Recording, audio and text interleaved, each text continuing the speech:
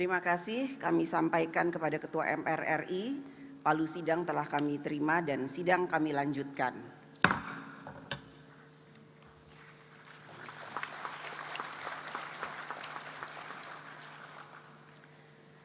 Assalamualaikum warahmatullahi wabarakatuh.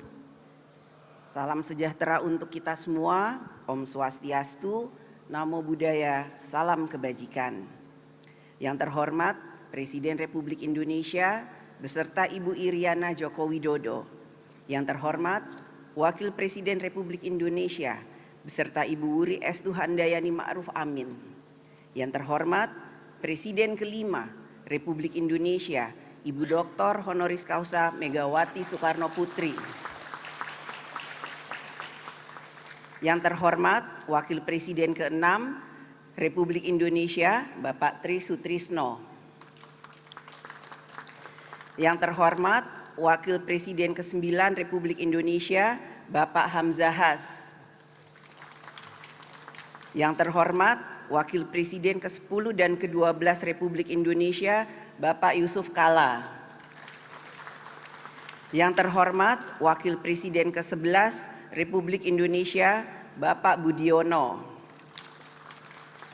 Yang terhormat Wakil Ketua dan anggota DPR RI. Yang terhormat Ketua, para Wakil Ketua dan anggota DPD RI. Yang terhormat Ketua dan para Wakil Ketua Lembaga Negara. Yang terhormat para Menteri Kabinet Indonesia Maju. Yang mulia para Duta Besar Kepala Perwakilan Negara Sahabat.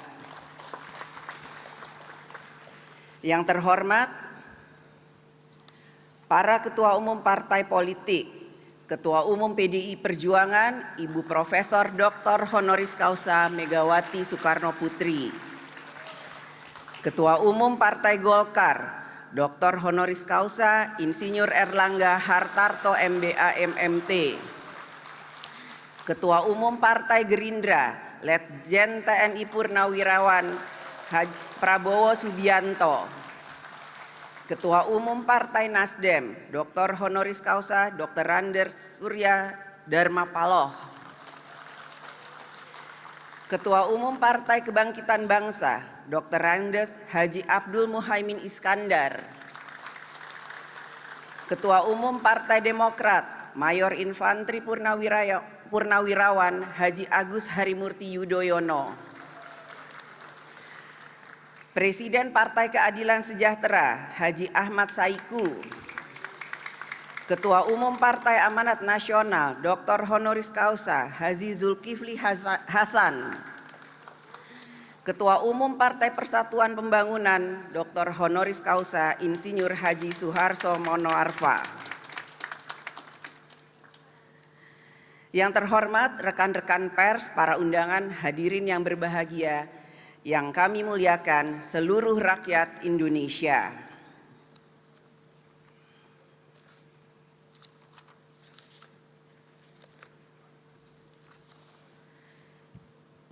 Kita patut bersyukur bahwa sidang bersama tahun ini pada akhirnya kembali dapat dihadiri secara fisik oleh seluruh anggota DPR RI dan anggota DPD RI serta undangan lainnya. Perlu kami sampaikan pula bahwa para teladan pada sidang hari ini mengikuti secara streaming mengingat jumlah para teladan yang cukup banyak sehingga tidak mungkin hadir di ruang sidang paripurna karena kami masih tetap menerapkan protokol kesehatan. Saudara Presiden dan Saudara Wakil Presiden, hadirin peserta sidang yang terhormat dan seluruh rakyat Indonesia yang kami muliakan. Puji syukur kehadirat Allah Subhanahu wa Ta'ala, Tuhan yang Maha Esa, yang telah memberikan rahmat, karunia, dan hidayahnya, sehingga pada hari ini kita dapat menghadiri sidang bersama DPR RI dan DPD RI. Sebagai negara berdasar pada ketuhanan yang Maha Esa, kita tentu saja harus selalu bersyukur karena bangsa dan negara kita tetap dapat bersatu dalam menghadapi situasi yang sulit untuk menghadapi pandemi COVID-19. Pemerintah negara tetap dapat menjalankan tugasnya untuk melindungi segenap rakyat dan tumpah darah serta mensejahterakan rakyat.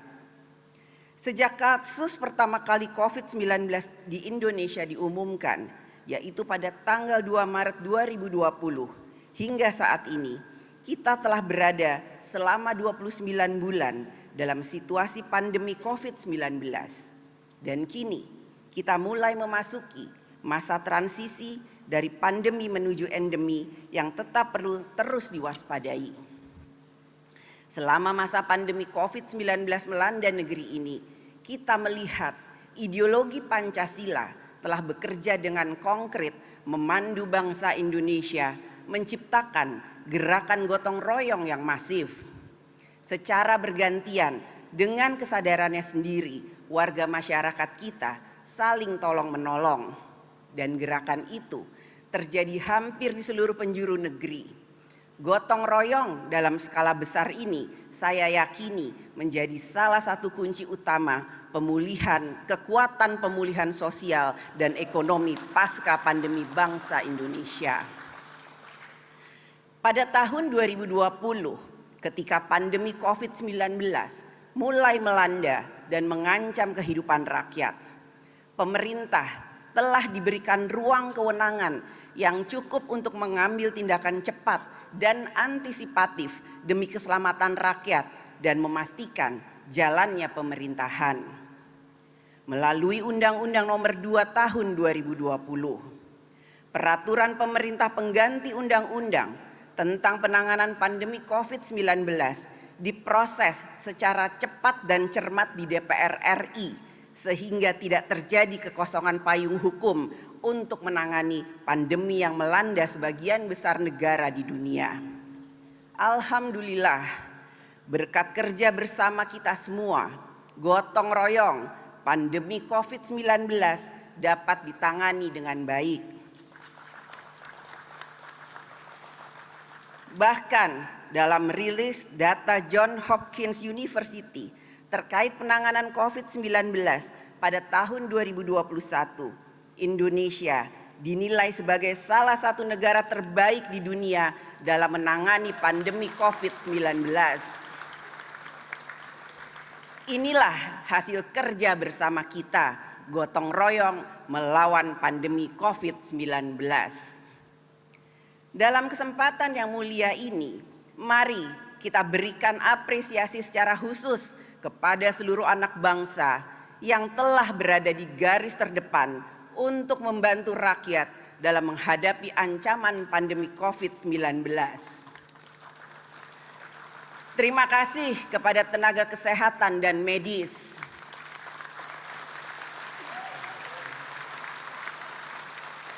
Terima kasih kepada TNI. Terima kasih kepada Polri. Terima kasih Satgas COVID-19 di pusat dan daerah. Serta terima kasih kepada para relawan kemanusiaan.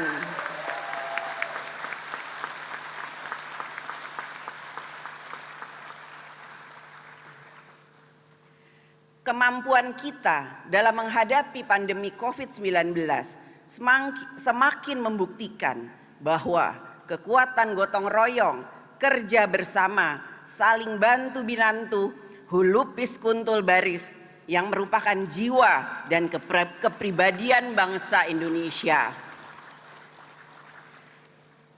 Pancasila merupakan kekuatan nasional kita yang paling utama dalam menjaga kehidupan dan penghidupan bermasyarakat, berbangsa, dan bernegara kita. Meninggalkan Pancasila sama halnya mencabut jati diri bangsa dari akar terdalamnya dan mengkhianati amanat para pendiri bangsa. Mengganti Pancasila akan berdampak pada hilangnya karakter sebagai bangsa yang ramah, toleran, dan bergotong royong. Saudara Presiden dan Saudara Wakil Presiden, hadirin sidang yang terhormat, dan seluruh rakyat Indonesia yang kami muliakan. Esok, tanggal 17 Agustus tahun 2022 adalah 77 tahun Hari Proklamasi Kemerdekaan Indonesia. Semangat untuk merdeka yang digelorakan 77 tahun yang lalu adalah semangat untuk dapat menyusun bangsa dan nasib tanah air oleh bangsa Indonesia sendiri, sehingga dapat mewujudkan kehidupan negara Indonesia yang merdeka, bersatu, berdaulat, adil dan makmur. Telah 77 tahun lamanya, kita telah menyusun dan membangun kemajuan Indonesia untuk mewujudkan cita-cita kemerdekaan. Pasang surut gelombang pembangunan disertai dengan gelombang globalisasi dan kemajuan teknologi telah menggerakkan berbagai reformasi dan transformasi di dalam kehidupan berbangsa dan bernegara kita. Tugas membangun bangsa dan negara kita ke depan menghadapi tantangan dan kendala yang tidak ringan. Kita masih menghadapi ketidakpastian situasi pandemi COVID-19, konflik geopolitik, pemulihan ekonomi global di tengah kerentanan pangan, energi, pengangguran, tekanan moneter global, degradasi lingkungan hidup, serta ancaman bencana alam dan sebagainya. Saat ini kita juga berada di dalam era globalisasi, era kemajuan teknologi dan industri yang semakin cepat dan dinamis, yang telah menempatkan masyarakat kita terbuka dan terhubung secara sosial, budaya, ekonomi, dan politik. Sehingga berbagai ideologi transnasional, cara berpikir, cara kerja, dan cara hidup dengan mudah masuk mempengaruhi ke dalam kehidupan rakyat Indonesia. Hal tersebut belum tentu sesuai dengan jati diri bangsa Indonesia, bahkan dapat menggerus nilai-nilai luhur bangsa dan nilai-nilai kepribadian bangsa Indonesia, seperti nilai-nilai agama, budaya, sopan santun, etika, dan toleransi, serta sikap saling menghormati di antara sesama bangsa Indonesia. Apabila kebudayaan yang berkembang di wilayah Indonesia dibiarkan secara alamiah, maka tidak mustahil ideologi dan budaya transnasional akan menjadi tuan di negeri ini. Tidak akan ada lagi jati diri keindonesiaan, jati diri kita yang bisa dibanggakan. Tentu saja kita tidak anti budaya asing. Kita tidak dapat mengisolasi diri dari pengaruh budaya asing. Akan tetapi dengan kepribadian jiwa bangsa yang kuat, maka budaya asing dapat disaring dan dilarutkan dalam kebudayaan nasional.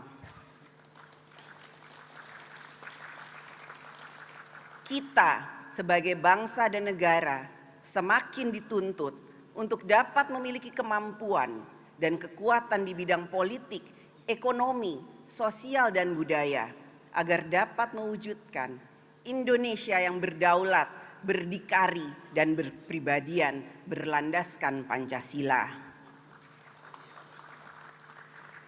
Oleh karena itu, sangat penting bagi kita semua, seluruh pemangku kepentingan, seluruh anak bangsa, untuk membangun kekuatan nasional kita yang dimulai dari kesadaran, kemauan, dan komitmen untuk ikut ambil bagian dalam kerja bersama, gotong royong memajukan Indonesia di segala bidang.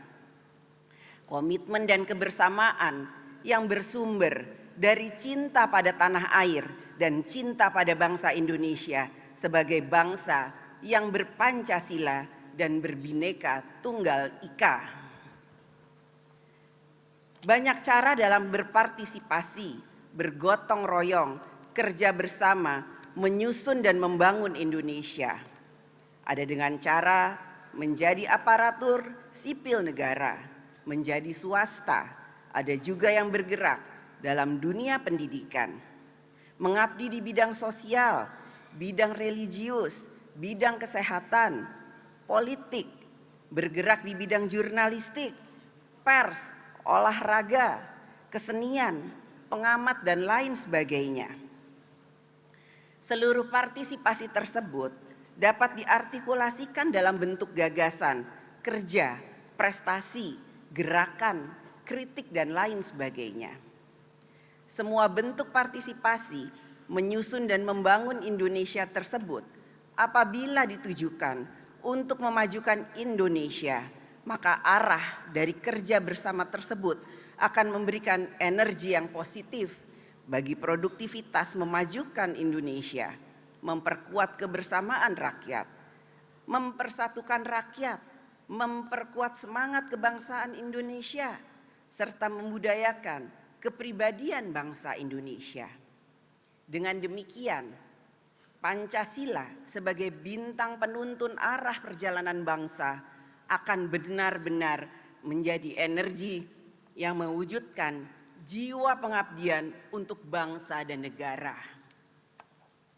Dengan jiwa pengabdian membangun Indonesia, maka politik pembangunan Indonesia dalam mengisi kemerdekaan dapat fokus pada upaya-upaya untuk kesejahteraan rakyat, kemajuan pembangunan di seluruh wilayah tanah air, dan pembangunan kebudayaan nasional. Politik pembangunan membutuhkan tahapan pelaksanaan, prioritas, pengelolaan sumber daya, dan perencanaan pembangunan nasional. Sasaran pembangunan tidak hanya pembangunan fisik, akan tetapi juga menjangkau pembangunan karakter bangsa. Politik pembangunan merupakan upaya melalui cara berpikir, cara kerja, dan cara hidup agar dapat mencapai kemajuan dan mewujudkan tujuan nasional. Bagaimana kita dapat mewujudkan pembangunan nasional yang terencana, terkoordinasi, terintegrasi, dan berkelanjutan?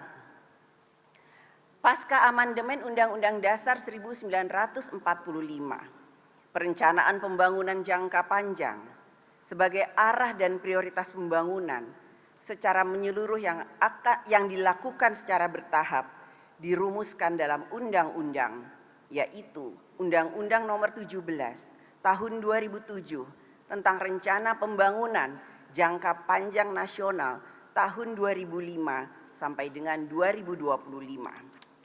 Keberadaan undang-undang ini dalam memberikan arah dan prioritas pembangunan nasional secara menyeluruh dirasakan belum optimal. Bahkan setiap presiden, gubernur, dan bupati wali kota memiliki visi misi pembangunannya masing-masing. Visi dan misi berbangsa dan bernegara digantikan dengan visi dan misi perorangan setiap presiden dan kepala daerah. Realitas tersebut yang mengakibatkan pembangunan nasional bangsa Indonesia sulit berkesinambungan, berorientasi pada jangka pendek, kadar kepentingan nasional yang berbeda-beda, sehingga terkesan pembangunan nasional hanya dari proyek ke proyek.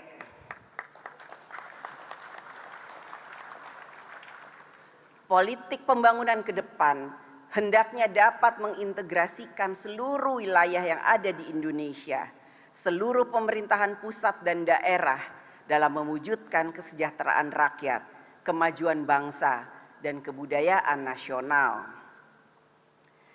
Dalam mempercepat capaian kemajuan Indonesia, selain pemulihan sosial dan ekonomi nasional, maka agenda strategis ke depan perlu memperkuat dan mempertajam upaya-upaya yang diarahkan pada pembangunan kualitas dan karakter nasional manusia Indonesia, pembangunan kedaulatan pangan nasional, penguatan industri nasional, pemerataan pembangunan infrastruktur, serta reformasi birokrasi yang nyata. Kita perlu memberikan perhatian yang besar pada generasi muda Indonesia. Ke depan, merekalah yang akan mewarisi Indonesia.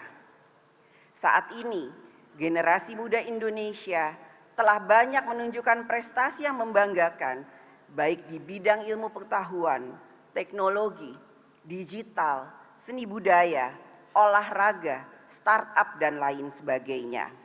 Ke depan, berbagai upaya agar diarahkan untuk memperkuat kemudahan akses dan kesempatan untuk memperoleh pendidikan di setiap jenjang, memperkuat vokasional, memperkuat ruang kewirausahaan.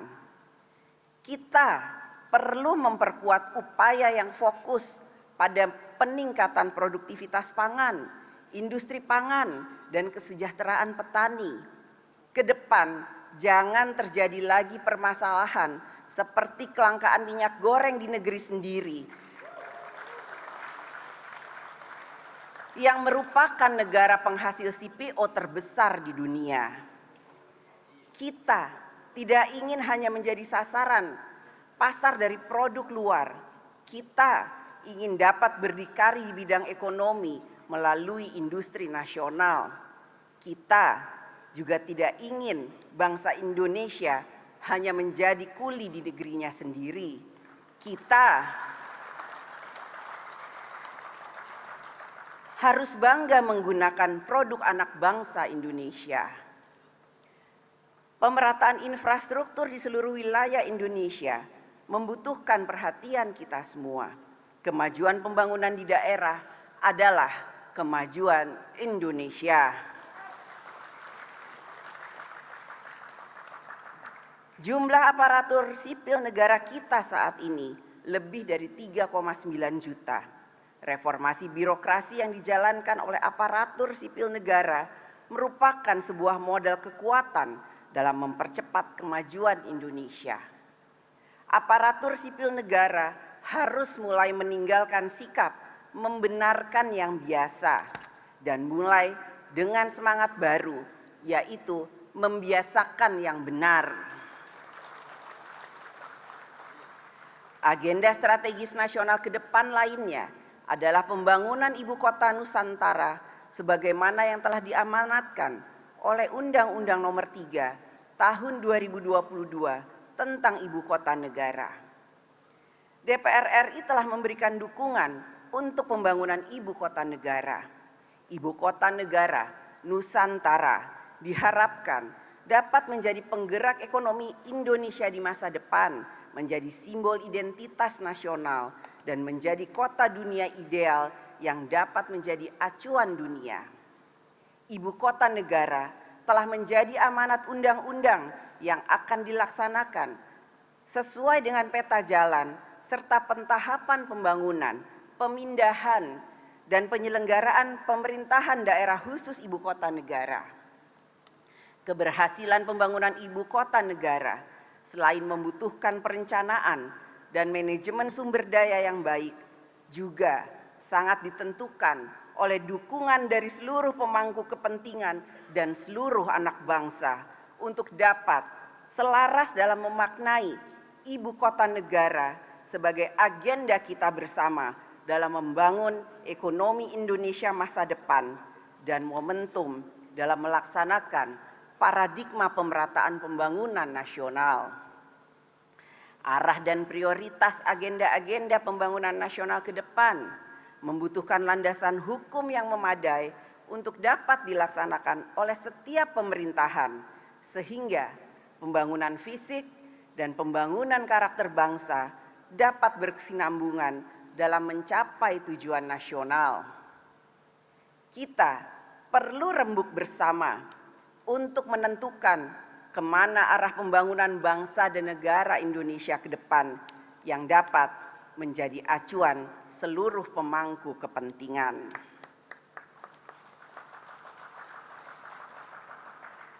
Saudara Presiden dan Saudara Wakil Presiden, hadirin sidang yang terhormat, dan seluruh rakyat Indonesia yang kami muliakan. Demokrasi di Indonesia berlandaskan pada nilai-nilai Pancasila, yaitu suatu pelaksanaan permusyawaratan dan perwakilan rakyat yang dipimpin oleh hikmat dan kebijaksanaan yang menjangkau untuk seluruh rakyat Indonesia yang memiliki keberagaman suku, bahasa, agama, keyakinan, budaya, dan karakteristik wilayah. Dengan demokrasi yang berlandaskan Pancasila, maka setiap kebijakan negara diarahkan untuk mempersatukan seluruh komponen bangsa Indonesia sehingga dapat melindungi segenap bangsa dan seluruh tumpah darah Indonesia, memajukan kesejahteraan seluruh rakyat, mencerdaskan kehidupan seluruh anak bangsa, serta ikut melaksanakan ketertiban dunia yang berdasarkan kemerdekaan, perdamaian abadi, dan keadilan sosial. Demokrasi adalah alat untuk mencapai masyarakat adil dan makmur. Pemilu merupakan upaya untuk menyempurnakan demokrasi. Oleh karena itu, dalam membangun peradaban demokrasi di Indonesia agar semakin maju, maka diperlukan pelaksanaan pemilu yang berkualitas, dibutuhkan partai politik peserta pemilu yang semakin maju dalam mengartikulasikan kepentingan rakyat dan senantiasa memegang teguh komitmennya untuk menjaga dan mengawal Pancasila serta memperkukuh persatuan bangsa. Pelaksanaan pemilu legislatif, presiden, dan pilkada serentak akan dilaksanakan pada tahun 2024. Tahapan pemilu sudah dan sedang dijalankan oleh KPU. Menjadi komitmen kita bersama untuk menjadikan pemilu 2024 sebagai pemilu yang demokratis, jujur, adil, dan bermartabat.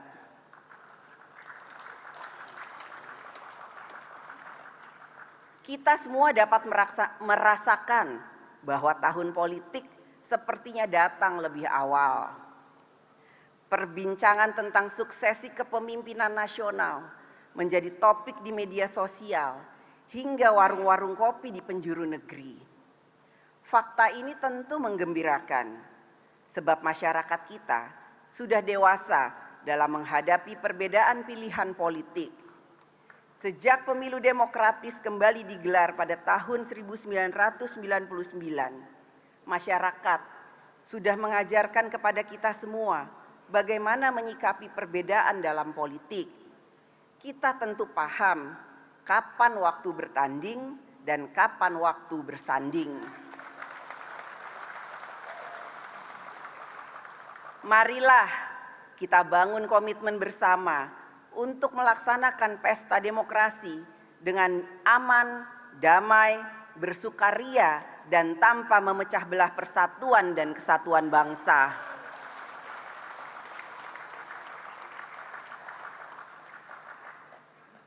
Di dalam negara demokratis terdapat ruang partisipasi rakyat. Negara memastikan ruang partisipasi rakyat tersebut dapat terselenggara dengan baik dan tidak tak terbatas.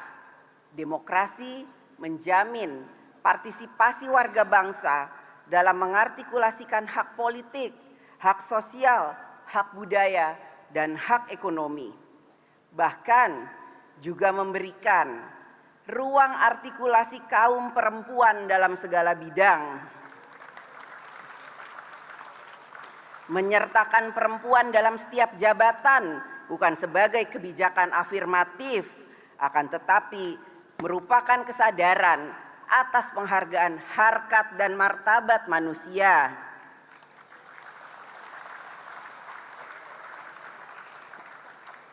Perempuan Indonesia telah banyak aktif dan mengambil peran yang strategis di segala bidang, ekonomi, sosial, politik, lingkungan hidup, olahraga, ilmu pengetahuan, riset, dan lain sebagainya.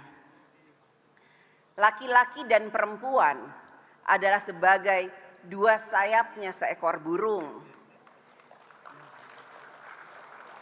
Jika dua sayapnya sama kuatnya, maka terbanglah burung itu sampai ke puncak yang setinggi-tingginya.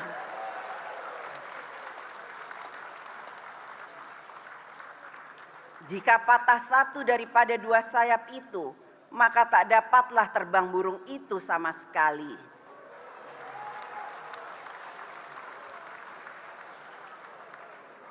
Inilah semangat yang juga harus kita tanamkan bersama dalam membangun kehidupan demokrasi di Indonesia, di mana perempuan dan laki-laki dalam harkat, martabat, kemajuan, dan kesejahteraan yang sama.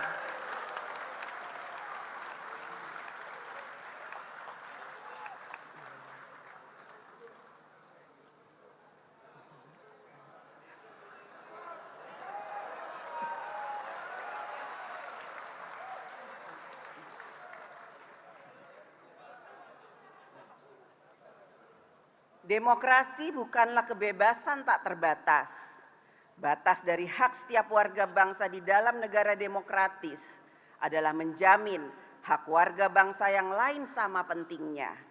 Hak warga bangsa dibatasi oleh hak warga bangsa yang lainnya. Oleh karena itulah, peran negara diperlukan untuk menjamin hak berdemokrasi yang sama bagi semua warga bangsa.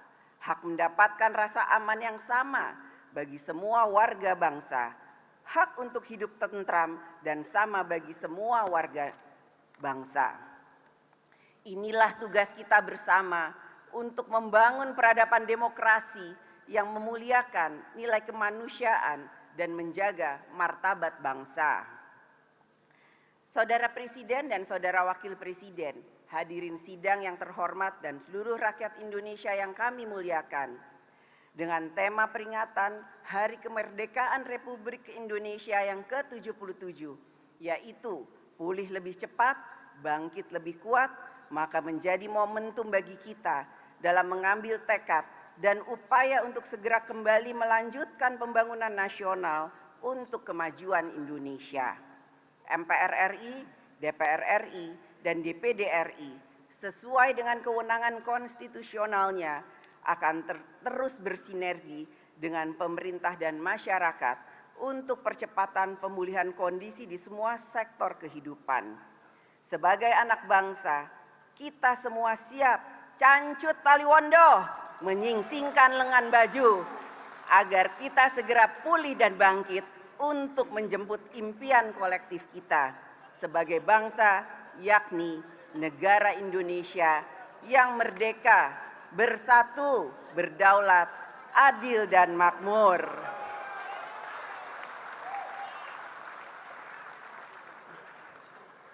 Selama 77 tahun, kita menyusun dan membangun Indonesia. Telah banyak berbagai perkembangan dan kemajuan, baik dari sisi tata negara, sistem berdemokrasi, sistem pemerintahan, kehidupan dan penghidupan rakyat. Telah banyak capaian dan prestasi anak bangsa dalam mengisi kemerdekaan. Masih terdapat berbagai kekurangan dan ketidaksempurnaan dalam kita menyusun dan membangun negara Indonesia. Hal tersebut membutuhkan kerja bersama kita untuk terus menyempurnakannya. Ketidaksempurnaan dalam kita membangun negara bukan menjadi alasan untuk memusuhi negara, mencaci maki negara. Janganlah kita selalu mengutuk kegelapan, tetapi marilah kita mulai hidupkan lilin penerang yang dapat memberikan cahaya sekecil apapun itu, sehingga dapat memberikan ruang gerak dalam keleluasaan dalam bekerja dan membangun bangsa. Presiden pertama kita, Insinyur Soekarno, tegas menyatakan, kemerdekaan nasional adalah jembatan emas menuju Indonesia adil, makmur, sejahtera. Bangsa dan negara kita memiliki gagasan untuk merdeka, memiliki jiwa rakyat untuk bersatu, memiliki wilayah jamrut katulistiwa yang kaya raya, memiliki kekayaan budaya bangsa. Marilah kita bersama-sama, kerja bersama, bergotong royong, mengisi ruang-ruang bermasyarakat, berbangsa dan bernegara untuk mensejahterakan rakyat, memajukan kehidupan bangsa, dan membangun kebudayaan nasional, semangat bersama dan bersatu untuk memajukan Indonesia Raya yang sejati-jatinya. Sekali merdeka, tetap merdeka. Selama hayat masih di kandung badan, kita tetap setia, kita tetap sedia mempertahankan Indonesia, membela negara Indonesia, memajukan Indonesia Raya. Merdeka!